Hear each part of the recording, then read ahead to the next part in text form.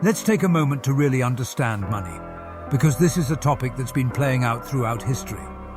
Every time we print more money, there are two undeniable consequences. Let me take you back to President Nixon. He was the first to truly unleash this on a global scale, taking us off the Bretton Woods system.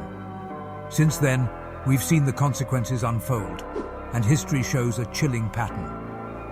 Whenever money is printed, it leads to two things. The rich get richer, and the poor and middle class get poorer.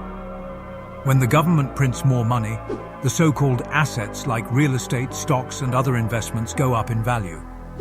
But here's the kicker. So do the costs of living. Things like food, gas, housing, you name it. Prices skyrocket. And who can absorb these costs? Not the average person. So, what happens? The wealth disparity grows even wider. And this isn't just theory. We've seen it happen time and time again. During the Civil War, the greenback currency was printed, leading to economic instability. The same thing happened in the 1920s and in Weimar Germany, where the hyperinflation helped bring Hitler to power. It's a pattern that repeats itself over time. Now think about what we're seeing today. More money is printed, and what do we get?